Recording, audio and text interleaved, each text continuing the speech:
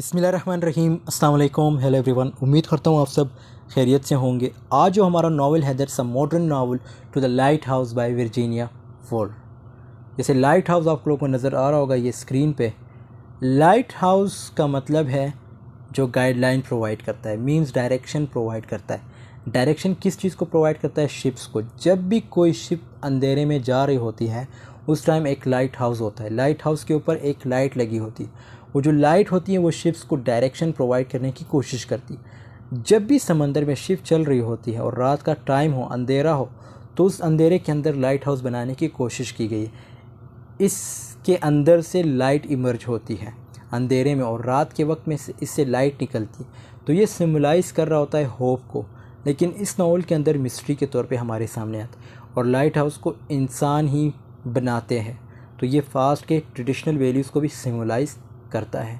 और इस वीडियो में हम देखेंगे वर्जीनिया वुल्फ की शॉर्ट बायोग्राफी, की facts, stream of consciousness. Stream of consciousness का बहुत ज़्यादा यूज़ हुआ है क्योंकि वर्जीनिया वुल्फ जो है हमेशा अपने नॉवेल्स में स्ट्रीम ऑफ कॉन्शियसनेस का यूज़ करती है। और इसकी सेटिंग, लास्ट में कैरेक्टर्स। दोस्तों इस नावल की 2 वीडियोस मैं बनाऊंगा। ये पहली वीडियो में हम ये सारी चीज़ें देखेंगे और दूसरी वीडियो में इसकी समरी और थीम देखेंगे। तो टाइम को वेस्ट के बगैर let's get started. Virginia Woolf की जिसकी डेट ऑफ बर्थ 25 जनवरी 1882 है, लंदन में हुई थी और डेथ इसकी 28 मार्च 1941। ये एक नॉवेलिस्ट, एसेइस्ट, पब्लिशर और क्रिटिक थी। And she began writing as a young girl and published her first novel the voyage out in 1915। तो इसका फर्स्ट नावल था। And her best works like include the novels Mrs Dalloway 1925 to the Lighthouse 1927 and Orlando 1928. She is also known for her essays including A Room of One's Own 1929. Throughout her life, Woolf was troubled by mental illness. She was institutionalized several times and attempted suicide at least 2 times. इसके अगर की facts की बात करें तो जो पहला point है वो है कि ये लिखा गया था 1925 से 1927 के बीच में और पब्लिश हुआ था 1927 में। ये उस वक्त मॉडर्निस्ट एज थी, मींस मॉडर्निज़म का एज था।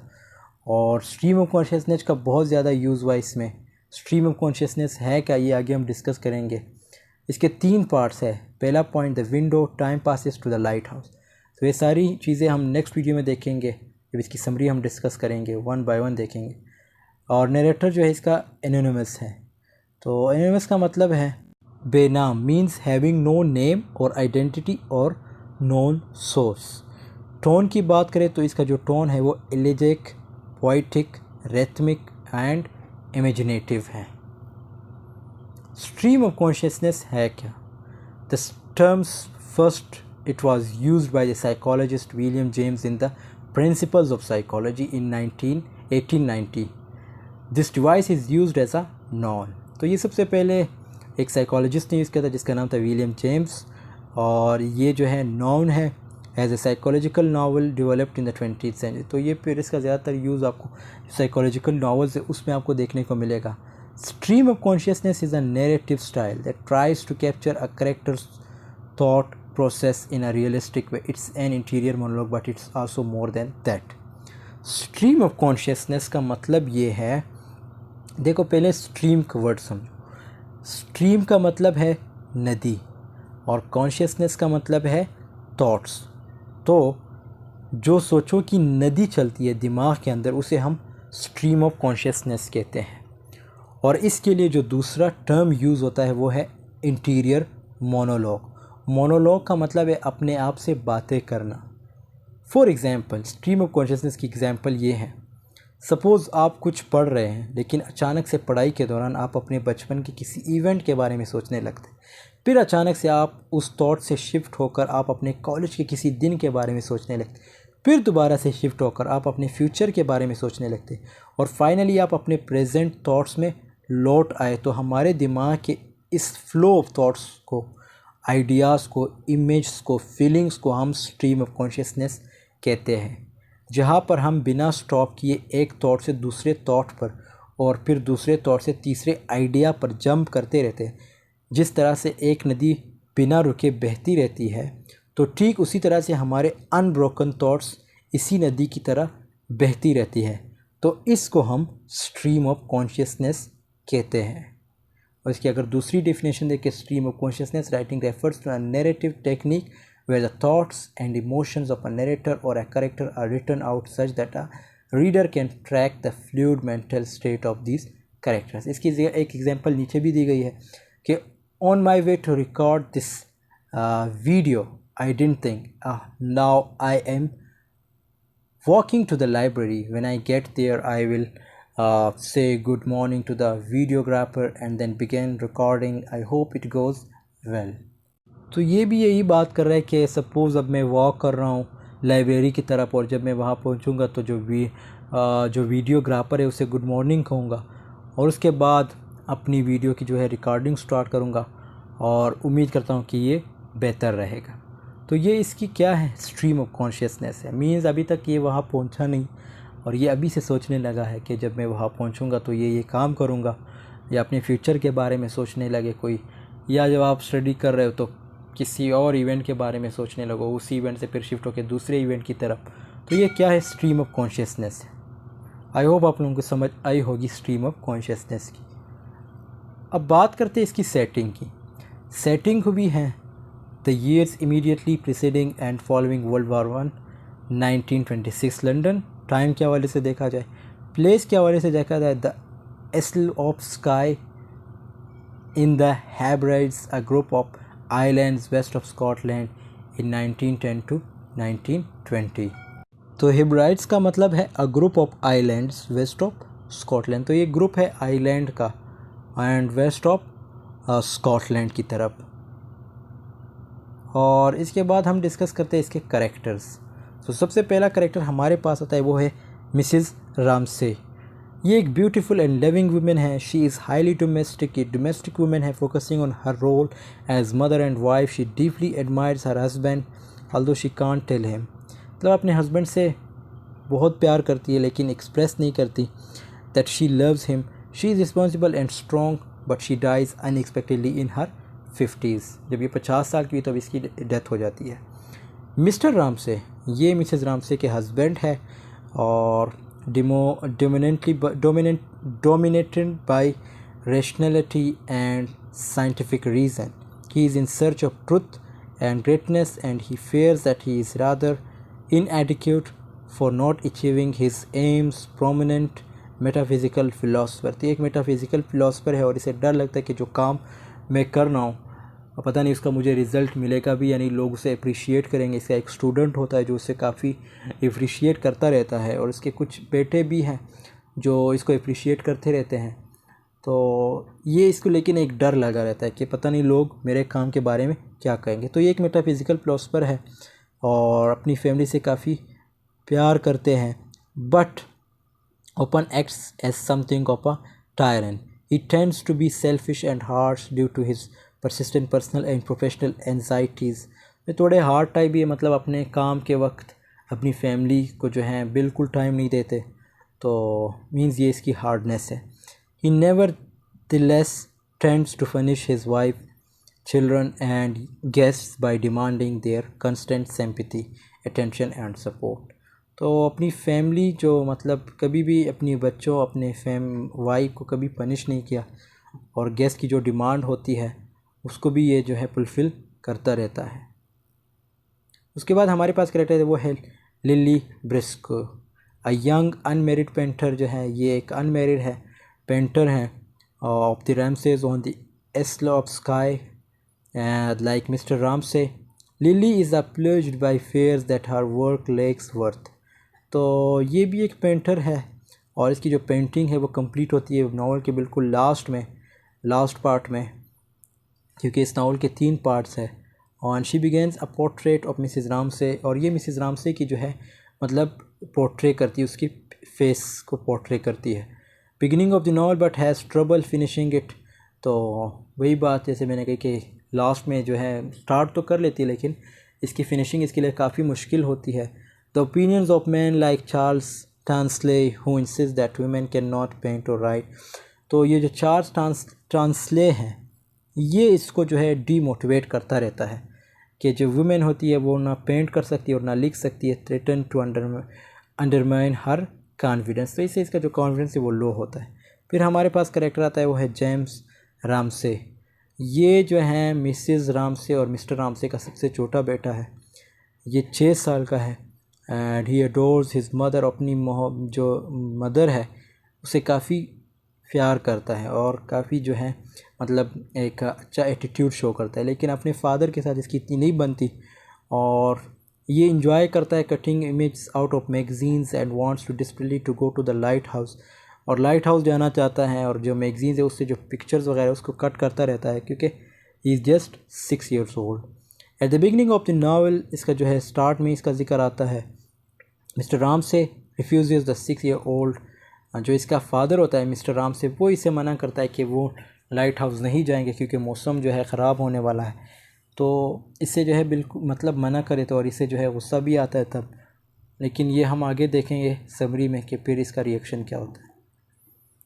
Paul Raleigh, a young friend of the Ramsays, visits them on the Isle of Skye, and Paul is a kind, impersonable young man who follows Mrs. Ramsay's wishes in marrying Minta Dole। तो ये Mrs Ramsay के जो मतलब जो suggestions होते हैं उसको follow करता है। उस तरह इसकी जो शादी होती है वो मिंटा डोले से होती है। तो मिंटा डोले कौन है? अ fighting women, a fighting young girl who visits the Ramsays on the Isle of Skye. Minta marries Paul Raleigh at Mrs. Ramsay's wishes। तो ये उसकी विशेस पे जो है उसे शादी कर लेती है। और चार्ल्स टांसले ये कौन है? An odious atheist woman whom none of the Ramsays particularly like. Charles is one of Mr. Ramsay's philosophy pupils। तो ये उसी की बात जैसे मैंने बताए थे कि इसका जो एक स्टूडेंट होता है मिस्टर रामसे का, ये जो है मतलब जो मिस्टर रामसे उसको हर काम में अप्रिशिएट करता है चाहे गलत हो या सही हो, क्योंकि ये उसका टीचर है। मतलब जो मिस्टर रामसे है चार्ल्स टांसले का टीचर है। And he is insisting and chauvinistic trying to discourage Lily from painting. तो ये वही बंदा है जो लिली को जो है मतलब उसकी पेंटिंग की वजह से डिस्करेज भी करता है। He is open concern with affairs and status of others and is very self centred और सेल्फिश में फ़र्क है। So he finds Mrs Ramsay quite beautiful and is proud to be seen walking with her. He open insults other people. तो ये लोगों को insult करता रहता है। हमारे पास फिर करेक्टर आता है वो है विलियम बैंक्स। ये एक बॉटनिस्ट है और ओल्ड फ्रेंड है किसके? रामसे के। और ये भी स्टे करने आते हैं isle of Skye. Bankes is a kind and mellow man whom Mrs Ramsay hopes will marry Lily Briscoe. तो मिसेस रामसे की ये विश होती है कि इसकी भी शादी जो है लिली ब्रिस्को से हो, लेकिन आगे देखते क्या होता है या नहीं। Although he never marries her, Bankes and Lily remain close friends. तो नहीं होती, लेकिन ये दोनों फिर भी क्लोज फ्रेंड रहते हैं। Augustus Carmichael an opium using poet. ये अफीम का यूज़ करते हैं और पोइट है। और visits the Ramsays on the isle of Skye, takes opium and achieves little success until after World War I because of his controlling wife. He is not fond of Mrs. Ramsay. तो इसकी जो wife है इसे काफ़ी control करती है, इसीलिए इसको जो है मिसेस रामसे बिल्कुल पसंद नहीं करती। एंड्रयू रामसे ये जो है ओल्डेस्ट सन है किसके? मिसेस रामसे और मिस्टर रामसे के। Andrew companies Paul Rayley and Minta Rayley on their engagement walk to the beach. तो ये उनको एक कंपनी करते हैं, मीन्स इसका साथी बनते हैं जब उन दोनों की मंगनी होती है, मिंटा डोले और Paul Rayley. So he is a gifted mathematician और ये एक मैथमेटिशियन भी है, but he dies fighting in world war I। लेकिन वर्ल्ड वॉर I में इसकी डेथ हो जाती। फिर हमारे पास करेक्टर है तो वो है Jasper Ramsay. One of the Ramsay son Jasper is to his mother's chagrin enjoys shooting birds. तो ये बर्ड्स को जो है उसकी जो शूटिंग होती है उसको इंजॉय करता है। Roger Ramsay one of the Ramsay sons. Roger is wild and adventurous like his sister Nancy. और इसके बाद हमारे पास करेक्टर है वो है Prue Ramsay and oldest Ramsay girl is a beautiful young women. ये रामसे जो हैं मिसिज़ रामसे और मिस्टर रामसे की जो है बड़ी बेटी है। Mrs Ramsay delights in contemplating Prue's marriage which she believes will be blissful. तो मिसिज़ रामसे की वो विश होती है कि इसकी भी जल्द से जल्द शादी हो। फिर हमारे पास करेक्टर वो है रोज़ रामसे। ये भी रामसे मिस्टर रामसे और मिसिज़ रामसे की डॉटर है। And Rose has a talent for making things beautiful. She arrange the food for her mother's dinner party. और इस तरह उसकी जो ज्वेलरी होती है उसको भी इकट्ठा करके उठाती है कबर्ड में रखने के लिए। फिर Nancy Ramsay one of the Ramsays daughter. ये भी रामसे की डॉटर है। मिस्टर रामसे और मिसिज़ रामसे की डॉटर है। ये भी एडवेंचरस और इंडिपेंडेंट है। Secretly hoping for life of much different from her mother's, she does not seem domestic. ये डोमेस्टिक नहीं लगती अपने मदर की तरह because she is totally different from her।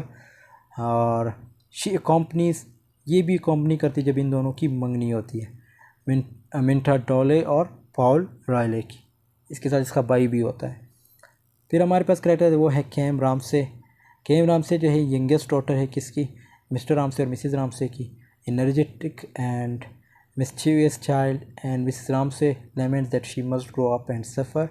Cancels with James and Mr. Ramsay to be lighthouse in the final section of the novel। तो ये last जो part होता है नॉवल का, उसमें ये लोग लाइट हाउस देखने के लिए चले जाते हैं। ये होता है इसका भाई होता है, साथ में इसके फादर होते हैं। Last but not least Mrs McNab the faithless and leering housekeeper. तो ये एक सर्वेंट होती है और जो लाइट हाउस है जिधर इन्होंने जाना होता है, मतलब जिधर ये समर वेकेशन जिन्होंने स्पेंड करने होते मिसिज़ रामसे फैमिली, तो उस घर की सफाई करती है ये। फिर हमारे पास करेक्टर आता है वो है Macalister, a fisherman friend who companies Ramsays to the lighthouse. तो ये भी कॉम्पनी करती हैं रामसे को। और Macalister's boy the fisherman's son who rows the Ramsays to the lighthouse, Badger the Ramsays' toothless dog. और Kennedy the Ramsays' lazy gardener. और इसके बाद हमारे पास Mrs Bast, a women who comes to help Mrs McNab clean the Ramsays' summer home during the time. तो ये भी उसकी हेल्प करती है, किसकी, मिसेस मैकनेब की, उस घर की सफाई करने के लिए। George Bast Mrs Bast son who also helps clean the Ramsays' house. Mrs Beckwith a visitor to the Ramsays' house at the lighthouse. तो दोस्तों ये आज की वीडियो थी और I hope this video has been helpful for you. Next video जो होगी उसकी समरी के बारे में होगी। और वीडियो पसंद है तो ज़रूर लाइक कमेंट शेयर कीजिएगा। मिलते हैं नेक्स्ट वीडियो में, तब तक के लिए अल्लाह हाफिज़, टेक केयर ऑफ़ योरसेल्फ।